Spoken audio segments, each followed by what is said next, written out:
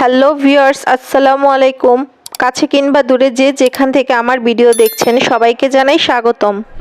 আমাদের পছন্দের তালিকায় চালের আটার রুটির নাম রয়েছে সবার উপরের দিকে। ভুনা মাংস, নেহারি, গোস্তের ঝোল কিংবা হালুয়া, রুটি খেতে ভালোবাসে না এমন মানুষ খুব কমই আছে। এদিকে চালের আটার রুটি নিয়ে বেশিরভাগই থাকে একটি অভিযোগ, সেটি হলো রুটি তৈরি করতে না করতেই শক্ত হয়ে যায়।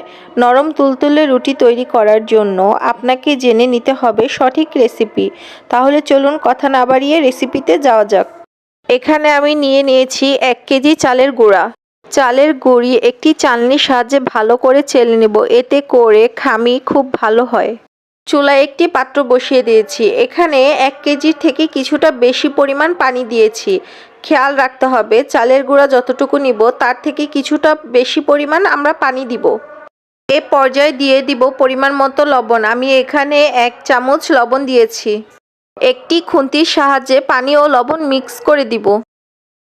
পানি বলক চলে আসলে এ পর্যায়ে দিয়ে দিব চালের গুঁড়ি। একটি খুন্তির সাহায্যে চালের গুঁড়ি চারপাশ ছড়িয়ে দিব। 5 মিনিটের জন্য ঢাকনা দিয়ে দিব। এই পর্যায়ে চুলা মৃদু আঁচে রাখব। 5 মিনিট পর ঢাকনা তুলে একটি খুন্তির সাহায্যে মাঝখান ফুটো করে দেব, এতে করে যাতে চালের গুঁড়ি ভালোভাবে সিদ্ধ হতে পারে। আরও 1 মিনিটের জন্য ঢাকনা দিয়ে দিব। খেয়াল রাখবেন চালের ডো যত ভালো হবে রুটিও তত ভালো হবে।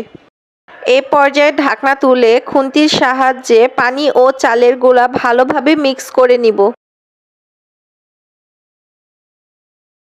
চালের খামি ভালোভাবে মথে নেওয়ার জন্য এখানে আমরা ব্যবহার করব সামান্য পরিমাণ নরমাল পানি। গরম সহনীয় পর্যায়ে এলে ভালোভাবে মথে নিব এবং কিছুক্ষণ পর পর হাত হালকা পানিতে ভিজিয়ে আবার ভালোভাবে মথে নিব। অবশ্যই খেয়াল রাখবেন যত বেশি মথে নেওয়া হবে রুটিও তত বেশি নরম হবে। ভালোভাবে মথে নেওয়ার পর রুটি তৈরির জন্য লম্বা করে রোলের মতন খামি করে ছোট ছোট টুকরা করে নিব। এবার সবগুলো টুকরো ভেজা ও পরিষ্কার কাপড় দিয়ে ঢেকে নিব। একটি করে টুকরা বের করে সেটি দিয়ে রুটি তৈরি করে নিব। এইভাবে সব রুটি বেলে নিব। রুটি বানানো হলে একটির উপর আরেকটি রুটি রাখবেন। যদি ছড়িয়ে রাখেন তাহলে খুব দ্রুত শক্ত হয়ে যায়। চুলায় একটি তাওয়া বসিয়ে নিব। তাওয়া ভালোভাবে গরম করে দিয়ে দিব রুটি। এক পাশ হয়ে আসলে অপর পাশ উল্টিয়ে দিব।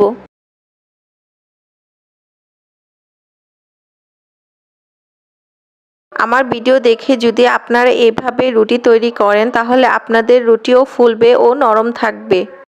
আমার রেসিপি যদি আপনাদের ভালো লেগে থাকে অবশ্যই লাইক, শেয়ার ও সাবস্ক্রাইব করে দিবেন এবং ভবিষ্যতে এমন সুন্দর সুন্দর রেসিপির ভিডিও পেতে অবশ্যই বেল আইকনে ক্লিক করে দিবেন। ধন্যবাদ।